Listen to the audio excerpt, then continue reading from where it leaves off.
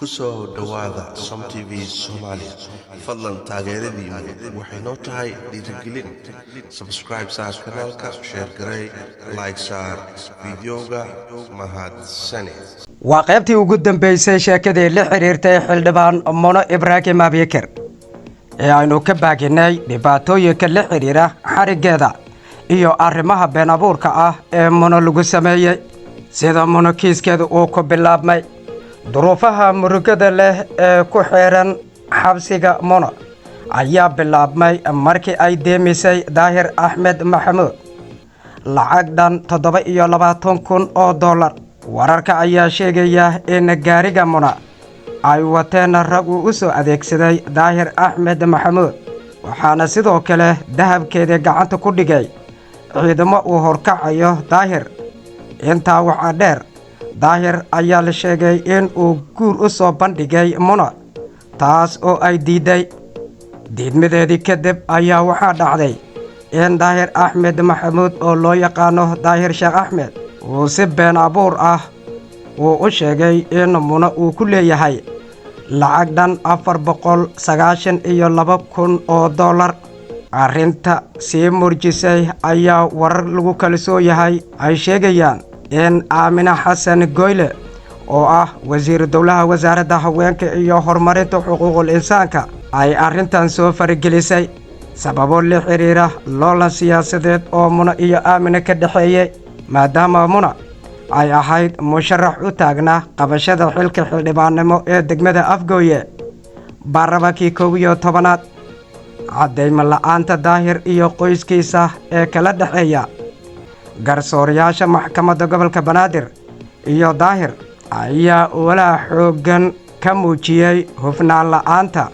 hanaanka garsoorka intaa waxaa dheer waxaa jira hanjabaadyo ka dhana qoyska Mono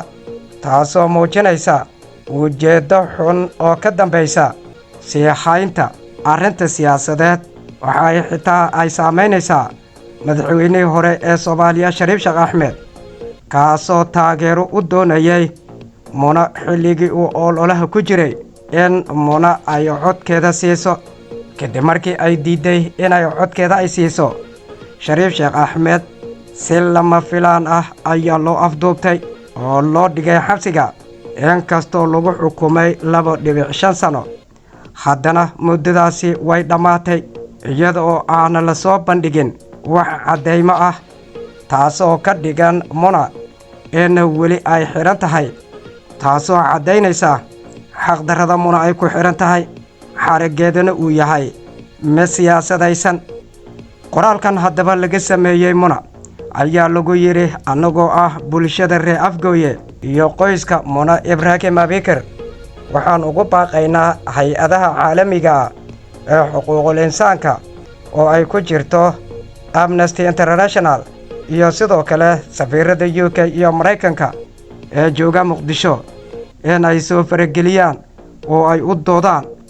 sii daynteeda Mono iyo soo celinta xuquuqdeeda dulmigan socda waa mid aan loo dulqaadan karin waana in la joojiyo waxaanu ku boorinaynaa dhammaan muwaadiniinta Soomaaliyeed suxufiyiinta warbaahinta dalka iyo kuwa caalamiga inay u istaagaan xaqdarrada Mono laguna taageero Mono Ibraahim Abikar raadinta cadaaladdeeda warbixintan ayaa waxaa la sheegay in lala wadaagay xuquuqul insaanka gudaha iyo dibadda iyo kuwa caalamiga annagoo ku hadlayna ayaa la yidhi magaca qoyska Mono Ibraahim Abikar iyo kooxda sharciga ilaalinta xuquuqul insaanka ee degmada Afgooye waa warbixintii la xiriirtay Mono Ibraahim Abikar xildhibaan hore ee baarlamankii 10aad ee weli ku xiran xabsiga dhexe ee magaalada Muqdisho waa ku mahadsantihiin qaybihii kala duwanaa ee aynu ka samaynay warbixintii dheereed ee laga qoray xildhibaan hore Mono Ibraahim Abikar nabadgelyo